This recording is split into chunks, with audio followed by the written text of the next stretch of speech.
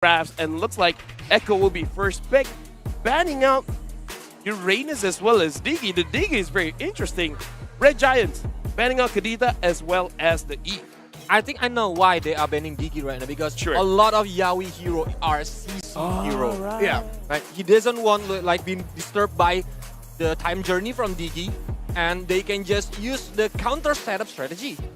Yeah. That's true. And then at the same time, if ever Echo want to consider picking up a Novaria for themselves, even though that's something they don't usually pick up, then yeah, the Uranus would be great. But at the same time, it could really just be so much respect for Gojus. Yeah. We saw how well Gojus is baiting out his opponents when he's on that Uranus. And if you're not careful and if you overlook Gojus on the Uranus, it's not going to be a good time for you. All right, so now Angela has been banned out. The Red Giants, they got a lot to think about here, because if they don't ban the Valentina, perhaps Hanji want to pick it up for himself, or they want to test it out and see if Valentina is open. Do they want to prioritize something else, like a Joy, like an Arlet? Fredrin gets banned, so yeah, I kind of feel like Red Giants, they just want to see what type of hero does Echo really want to prioritize, and looks like, yep, they still want the Valentina. Of course. But the others away, Red Giant gonna get the Claude. Yeah. And I think the other one is if they want to contesting with Valentina, maybe they can pick the jungler first, because we see Vanny is free. Yeah. Ling is free. Even without Angela, I think Ling is still dangerous. Yeah, and you mentioned the Claude, and there's the Arlot for Gojus. So Gojus get someone who can be active and make the plays on his own. Meanwhile, Echo here, the card just available for them. If they really want to lean on picking up on an Angela for Yaoi, they can at this point. But Echo's been looking at the games of not just only Red Giants, because Pancake also does well in the Minotaur, but the games of Bren. Yeah. And it's like Echo saying, hey, we see the power of this Minotaur and how good it is against teams that love to initiate. Red Giants, they're sort of like that team too. Let's try it out for ourselves. Honestly, I kind of feel like Minotaur is one of those heroes that's way stronger in tournament setting compared to normal ranked games. Because in tournament settings, everyone is so disciplined about the team fight. Their positioning is almost, how do I say this without, very predictable. They're gonna be clumped up. Yeah. So you will have maximum value with this Minotaur. So yeah, that Minotaur and that Terizla, I'm already not liking the team fight for Red Giants right now. Yeah, so disruptive for a team fight. That No Red Giants want wonder to bring the to Diggy table. ban. Yeah, they just want to overload and control. That's so much control abilities already for Echo. But they need to do the counter setup things, I think, for the Red Giant. Yeah, I'm agree with you, Laval. If they are playing like 5 versus 5 with Minotaur, with Terizla, everything kind of be messed up for the Red Giant itself. So they need to thinking about what kind of hero that they can use to playing against maybe a counter setup or the split push strategy. Yes, I agree. They should build a split push setup here. I completely agree. They can pick up the Ling here if that's the case. But no, they're going to be going for the Farsa. That was in the back of my head. It was like saying, oh, this is going to be a Farsa pickup. But then at the same time, I was thinking, no, I don't want it to be a Farsa pickup. No, I mean, like, imagine if the Farsa gets banned. Yeah. Then what other option does Zach really have, right? Well, in terms of his options, still has a lot. I mean, the Kirita has been banned, the Eve has been banned. He could have picked up the Theramis if he wanted to. Oh, yeah. But then all the abilities of Echo just takes it out.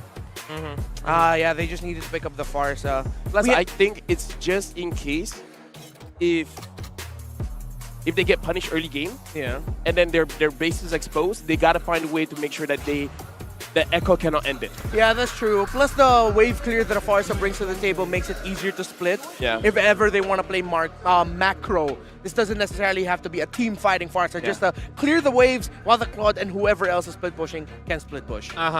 Or maybe Red Giant can use Bane as their jungler. Is it a very good counter setup heroes? Yeah. With the Deadly Catch, it can be like messing the tempo from the Echo when the team fights happens. Yeah, definitely an option here, but Echo, I think it should be banning out. Like, do you worry about Pancake or do you worry about Sakai's more? I kind of feel like you should worry about Sakai's more. Yeah. I agree. The Bane and the Mardis would be really good bans. Because if you mentioned that Bane thing earlier about Red Giants, maybe Red Giants might surprise here and then they'll end up picking a Ruby and a Bane as their last 2 picks. Because that's something that Red Giants, if they really want to add more to the counter engage, Ruby does that so well alongside the Bane. Because even though Echo's team fighting is disruptive, maybe Red Giants would want to do the same thing.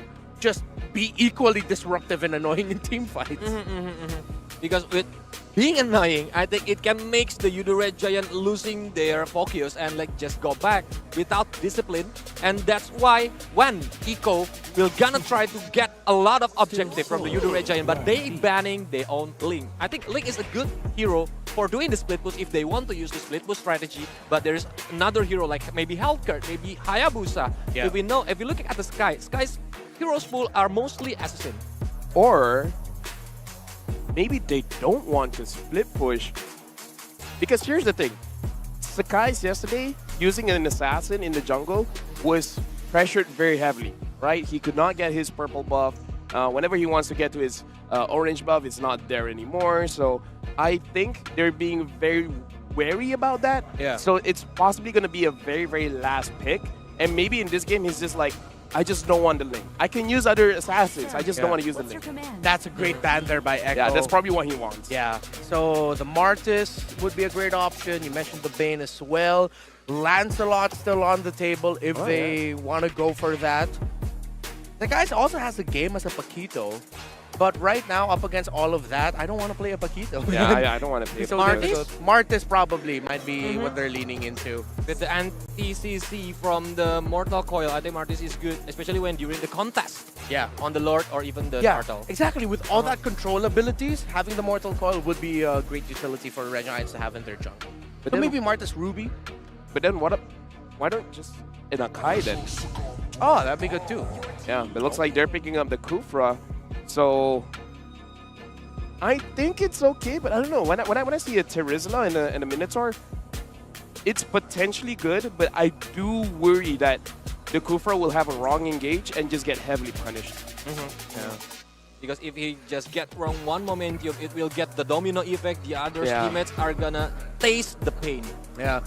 Claude, Brody, Beatrix, and Harith are the heroes that Outplayed has played so far heading into the playoffs. It's going to be one of those. If they want more wave clear, they get the Beatrix. If they want something that can withstand the diving coming in from Red Giants, they'll pick Brody. But nope, they'll pick up a carry for Outplayed here. And the Joy will be the one going into the jungle. Dude, yeah, this brings up PTSD, man. Hopefully this is not like Kyrie yesterday, where, I don't know, like the first 2 minutes getting a double kill. Let's not have that happen. And because of that, Joy, I wonder if the guy is just like, oh, I can't use a damage dealer, man. I'm not feeling good, man. Yeah, so if that's the case, this might be a Yeah. Bane. Bane or Martis. Bay, Martis, Akai. I feel like those three are premium. Yeah. Oh, Which, well, Wow. never mind. I guess he's just like, yesterday was a fluke. Yesterday, it was just Kyrie. Yeah, this is confidence by Red Giants because that is not a lineup that a Hayabusa usually thrives against. You know what?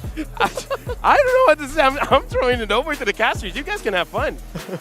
And have fun, we will. Knock, knock, who's there? It's Eterna as well as a Gideon here on the caster desk. And I was looking at Gideon all throughout that draft, and I was like, you know, it doesn't look like they're gonna have a good time. It's tough. It's tough. We saw in the interview that Gojas is like, oh yeah, we give Onyx a pretty tough time. Our drafts had a little bit of issues, but they're going and falling back on towards their comfort side. And if their comfort is good enough, sure, maybe they can try to outplay it, but it's not going to be easy, right? That Minotaur, nobody can really stop it. And do you really want to give up Kufra's engage just to break it? I don't know. I think there's a lot on the table here and so much going for Echo. Well, we've seen a lot of weird things happening, right? Like on paper, in theory, sometimes things just shouldn't work. But when the players get their comfort heroes, then sometimes they prove us wrong. Sometimes there's surprise there. It's true. It's Yeah. true. Maybe the surprise could come into the X factor of Gojas, but even then, it's a highly mechanical game for the side of Yudu Red Giants. That's why I'm leaning more towards Echo, because there's such a large margin of error for this composition from Yudu Red Giants. Unless they're playing a perfect game, well, I think Echo's going to take it. We'll see, ladies and gentlemen, welcome to the Land of Dawn for game number 1 between Echo as well as the Yudu Red Giants. And like the casters and the panelists have mentioned before, this is going to be their last tournament live So this best of 3, it's even more important than ever here if they want to continue their journey at SPS. And looking at this, you can already see that Zyda has prioritized that orange buff in regards to this, exactly this. The fact that they're able to rotate, get the Lito, and even pressure Sakai's on the Hayabusa, who severely needs that purple buff. He really does. He really, really does. But I don't see that Echo is looking to actually contest or invade the jungle just yet, especially in these early few minutes of the game. Remember, a lot of it is going to be very reliant on playing together with this Minotaur. And if Minotaur finds a catch on maybe 2 or 3 people, the fight usually ends before he even completes the combo. Which is why I think that EXP lane matchup is super important. But look at this, Pancake already going for a pick. He already finds 2 here, but Skies, he's only going to be able to steal away 1/2 of the camp while outplayed, and as well as Yawi, just making sure that they are hyper aware not to give away anything in this early game. Yeah, we need to note the fact that Outplayed actually picked up the Purify, right? So they're really respecting the, I would say, just lockdown coming in from the Yudu Red Giants, especially for Pancake in particular. In terms of the emblems as well as talents, things look quite standard, but it looks like here that the Valentina is going to be prioritizing that Impure Rage a little bit more in order to do exactly this, to be able to rotate a lot quicker. They can spam that abilities a lot more as well because of that extra mana that the Impure Rage does give. Yeah, and it's a little different because ZachQT opted to go for Weapon Mastery. He also opted to go for Rupture as well, just to make sure that he scales a little harder towards the later stages of the game when he gets that extra bit of stats, the more items that he builds. Now, if you see the rotations across the map, it seems very passive from both sides. They're not really interacting with each other, and they all know that, especially for you, the Red Giants, they're going to need some gold before they make the hard decisions. Definitely. There's definitely a mid-game power spike coming in from the Yudu Red Giants that they're waiting for. They don't want to be a little over-aggressive. They don't want to make mistakes. They don't want to get punished here. And you can see Echo now with the fact that they kind of banked on the early game with Sanji's choice of emblems as well as talents, and the fact that, yeah, we already level 4 as well. So in case Yudu Red Giants wants to go for a big engage, they already have tools to dance around it. But all right, that's actually going to be still Zyda picking up that Lethal Wanderer. Skies, he's trying with everything he has to try and get ahead in the EXP. And that's the important part, right? When you have that EXP lead over someone like the Joy, you can start contesting for these neutral objectives. It's very easy for Hayabusa to get in and out of fights. You don't really have to throw your body in there just yet. Let's see what happens here. You can see that both teams, they're starting to collide. Nothing too fancy just yet. You're right. Like, they're playing it really passive. I mean, on the other side, Outplay definitely needs those items, but for the side of Super Red, the same can go. I can see that. Wait a minute. Oh, Gojess ends up finding it. I was expecting ZachQT to use his ult or something, but the solo kill is great. Now the return coming in from Zyda as he gets locked down. The Feathered Airstrike as well being committed. That was an interesting turn of events. Sanford was already in the lead in terms of EXP against Gojess, and yet he took a terrible trade. Still XP over for EXP, right? So a really good trade at that moment, but for Yudu Red Giants, honestly, very interesting rotations there coming in from Sanford. But despite that, it's still earlier on in the game, and both of these teams can collapse on this next neutral objective. Now, the thing is, we gotta mention that Echo has a really, really good composition for team fights. So when things get clumped up, it should favor them, and it doesn't look like Yudu Red Giants want to go for a contest. That's going to be another free turtle for Echo in the first 4 minutes of the game. I think Yudu Red Giants is going to basically give up a majority of these turtles in this game, right? Now, look at them. Yudu Red Giants, they're starting to move down towards that bottom side to try and steal some camps away. Yawi's going to get on top of Super Red, but they know for a fact that Outplayed is not nearby. Flicker as well committed just to make sure that Outplay is put really, really low. Yawi keeps him topped up, luckily. If not, that burn probably might have gotten him killed. Yeah, that was so close, and that would have been a really good pick on it to carry just to stop her from snowballing.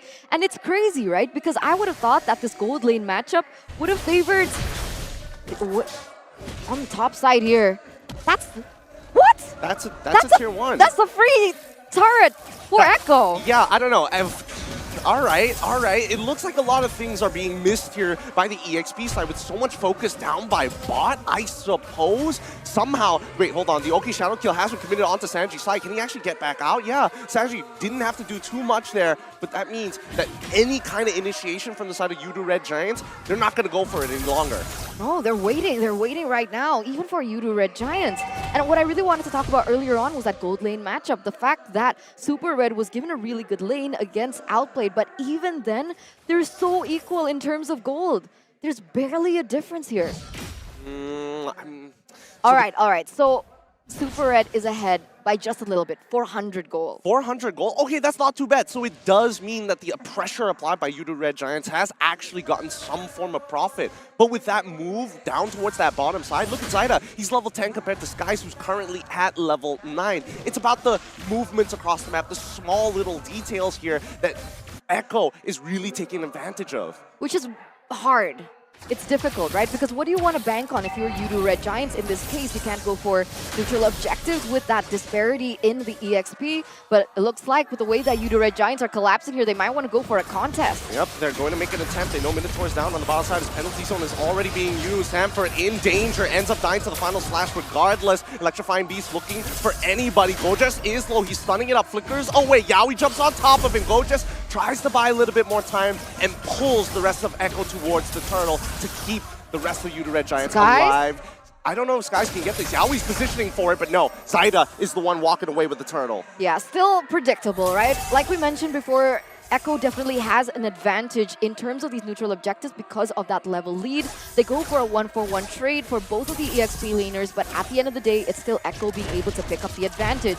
Yudu Red Giants, however, on the other side, they are going to be able to find a little bit of compensation by taking that turret down. So they're trying their best to be like, okay, so we haven't reached our power spikes just yet, but wait a minute. They've already found two. The Minoan Fury catches Pancake, and as well as Gojas, who's trying to actually extend this fight. The final slash to keep them up together. Penalty zone as well from Sanford as he makes an attempt. They find one. Gojas goes down. The Oki Shadow kill was good, but they don't find anything else. A 2-for-1 trade in favor of Echo. Yeah, that was a little difficult because we talked about this, right? If Yudu Red Giants want to be extremely aggressive and go for the initiation in these team fights, then there's always going to be that lingering presence of Yaoi to go for that counter setup. And you can see that starting to show. Pancake goes in, does his combo out, and then Yaoi just jumps in afterwards, and then what? Yeah, the counter engage, as you mentioned, is very strong from Echo's side, but let's not forget the main targets from both Echo as well as Yudu Red Giants are the gold laners, right? And both of them have Purify. So there's no catch. I mean, they can try, but it gives them a window, right? I mean, unless Yudu Red Giant can somehow catch Outplay in the next 29 seconds or so, then I guess it's profit, but let's look at the items. Okay, we can see here for both of the gold laners, like even that 400 gold lead was... It's completely gone. Only 100. You can see that the Claude already picking up the DHS as well as that golden staff. So he's nearing that power spike. Meanwhile, I think it's going to take a little longer for Outplayed to be online. Yeah, let's look at the coverage here, right? Because Yudu Red Giants want to find some compensation on that top side. They're willing to sacrifice these tier 1s. Like, both of these teams have very similar ideas, but a fight breaks out in towards that mid lane. Sanji finds the kill on towards his Gojas' side, but Sky's able to not only clear the way, but manages to save the tier 1. But look how this all just collapses, right? Because they picked Gojas out right before that Lord take, and it feels like, oh, wait a minute, okay. Well, back to that point, is like Echo is planning it really well. They're calculating it really well. It may look passive, but everything is just down to the T. They take someone down, and now they're going to be able to collapse on the neutral objective with one man above Yudu Red Giants. Yep, Gojas is going to come out from his death as Super Red is able to break the tier 1 in the meantime. Sanford actually gets caught on, but cancels out Pancake's ult with a jump in from it. Yaoi, good knock-up. Very least, Pancake gets to save his cooldown, but at the very least, Echo, they're very wary of this. Yudu Red Giants slowly but surely open up the map. Oh, Pancake, he finds one, he catches Alba Sanji this time round. The final slash is good, but even so, they don't find any kills. Instead, Pancake is the one that ends up falling, and Yaoi, he's walking up forward very confident, knowing that Zaida could jump in at any time. The Oki Shadow kill has been committed as they clump up together as four. Skies might be in some trouble, gets back out in just in time. Oh, that was such a close pick for Pancake. Unfortunately, even despite that Echo were kind of positioned a little bit far apart, there is still that counter engage that can occur coming in from Echo, even though Yawi wasn't there. And looking at this, they're actually going to burst it down. Who's going to get the Lord? Yeah, they're going to 50-50 yet. They're going in. Here comes Skies. He's put down to 10% as the final slash comes on through. Zyda supports it. Skies gets the walkout. And Zach QT, he chunks them all out. Oh, but super doesn't go. He's dead. He dies to it, right? Yep. The execute. Just enough damage. How on earth do Echo do this, man? Like, that was a close 50-50. Right, with Zyda. Okay, Zyda is in an EXP lead at that moment in time, but they were able to dish out that much damage to deny Sakai's from even looking for that 50-50 play. It's so brilliant. But looking at this, right, they still need to be wary of Super Red. He's #1 on the charts right now, so when they go in for these team fights, they need to be able to pick him off. But the problem is, we were talking about that Purify, right? The thing is, Echo has a lot of resources that they can utilize to trigger the Purify. Meanwhile, Red Giants, they only have one. They only have Pancake and perhaps even Gojes at times. But even then, it's not a sure take. Yeah, it usually isn't going to be a sure take, right? And most people are going to neglect the fact that Zach QT actually has a stun, but most of the time it's more of a combo starter rather than a combo ender. So at least you can kind of like preemptively make moves, get your team to actually go for big cancels. You can actually play around it. Now, see the Red Giants looking for an opportunity but finds nothing. Echo does not bite. Not yet, not yet. They're waiting. They don't want to overcommit into this. They don't have the vision so far to be able to figure out where all these players are. And this is exactly what Sanford is trying to do. Opening up the map, trying to figure out where Super Red is, Pancake, and even Gojes. But I'm pretty sure things are going to get a little bit more intricate for Red Giants if they keep clumping up as 5. And how poetic is it that in this match, Yawi comes back as a big brother on the Minotaur to cover for his team. And there you go. Yeah, as you can tell, Yawi, he's showing a lot of experience here, opening up the right parts of the map, canceling the correct abilities at the right time. I think that's, the big difference here. At least he's giving some very clear directions for the side of Echo. With his experience, he's telling them, hey, let's take what we can. We don't want to overextend here. We know that Red Giants need to slip up before we can punish them, not the other way around. Oh, but it looks like Carrie's ready for a fight. Look at all those items.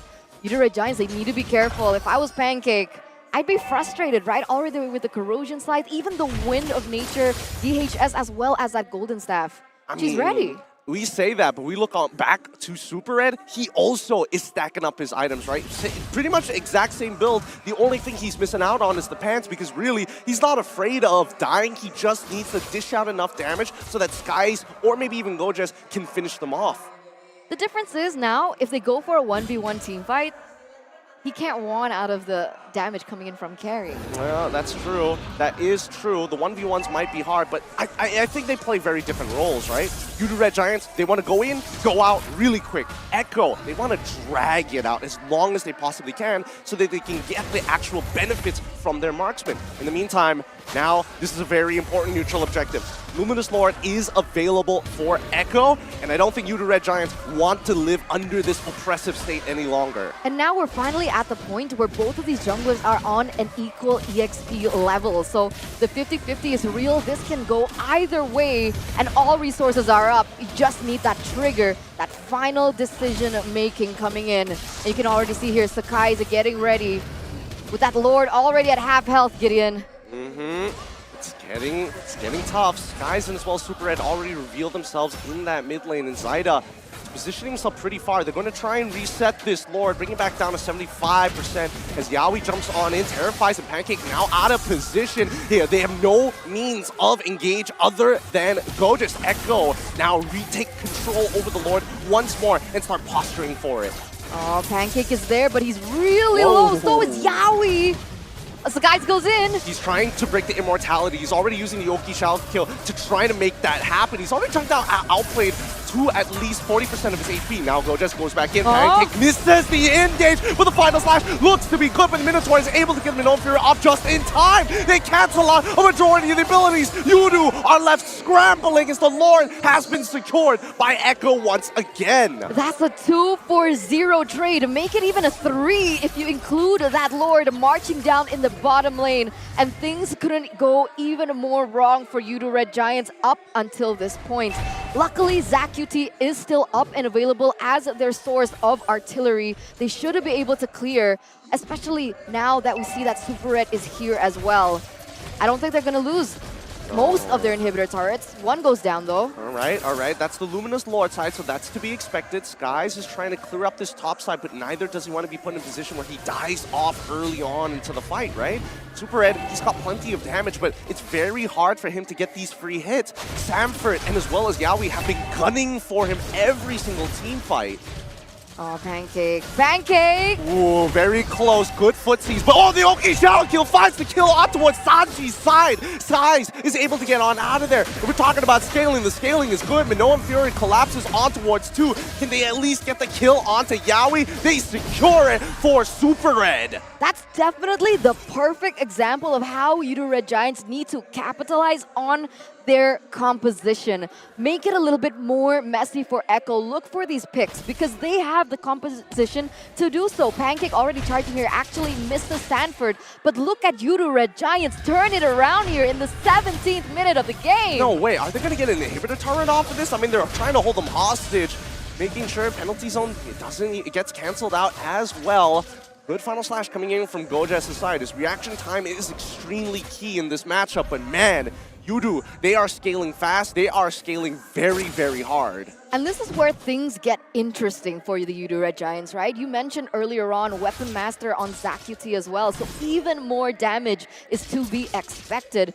In terms of the itemization, ZQT, almost ready, right? What's he Clock missing? of Destiny, Truncheon, Divine Glaive. If he wants to be a little bit more greedy, he can also go for the Holy Crystal for additional magic damage. Okay, so that's all he's missing. The Electrifying Beats goes on top of Gojas' side. They might actually get the pick here, but Skies, he's going to make the attempt. Yaoi cancels him out, but look at that damage. Oh, it procs! No. It procs the passive, taking Skies out.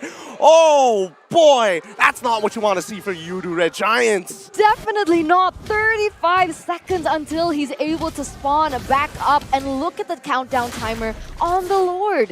If Echo can actually blitz this Lord, that's going to be free for them without any say coming in from the Yudu Red Giants. I think they're absolutely going to do it. Man, Yaoi is so sharp. He has been punishing Skies time after time and still gunning for Super Red. Big Brothers coming out to play. Sanford as well as Yaoi here really proving what it means to have that sense of experience. And here it is. The blitz happens. Yudu Red Giants, absolutely no contest.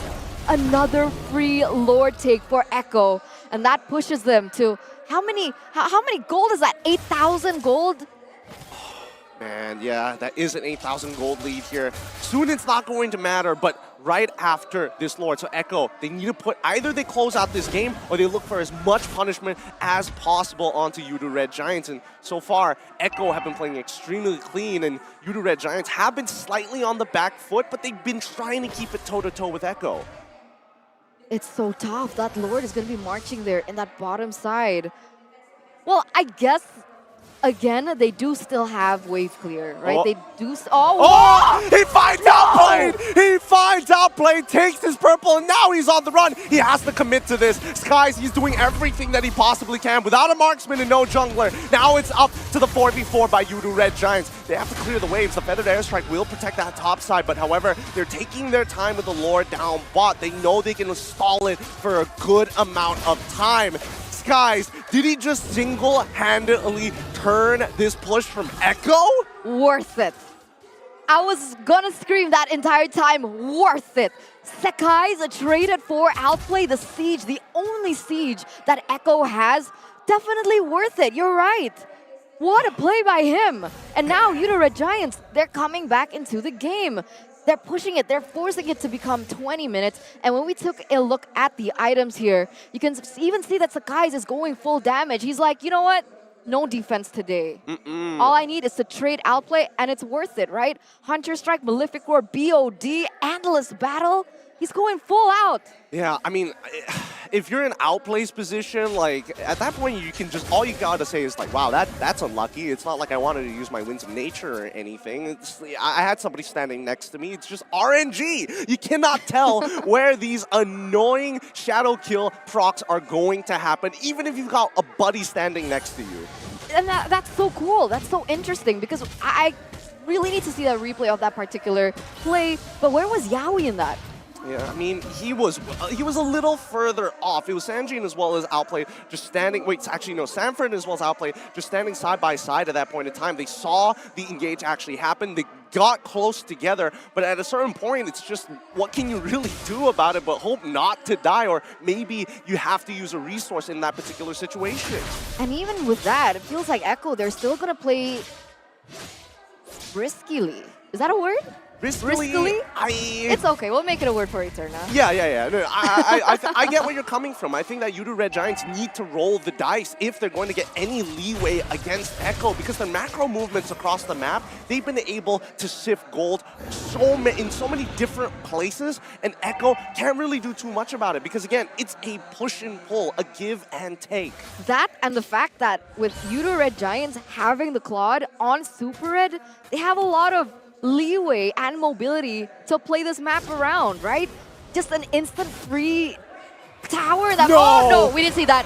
He absolutely whiffed it, and now the penalty zone comes in from Stanford, but no, look, the Winter Truncheon coming in from Sanji, he ends up dying regardless, they still get a pick despite it all! And now Zaida, he's thinking about it, he's looking for that initial back line, but no, he is not able to find it. The Winter Truncheon protects that QT, the Minoan Fury almost good for the final slash, even better! Super Red gets the free hit, every single target, Winds of Nature's being traded, but the stats have been stolen. Art of Thievery fully stacked by Super Red. No way. 4 members traded for 2. This is it. This is Super Red at his prime. And look at the damage coming out from Zach QT as well to facilitate this play. They have to go to the end. Final slash, where is it? Gojes, you gotta stop outplaying as Super Red doesn't care. He's going for the end. Gojes tries to.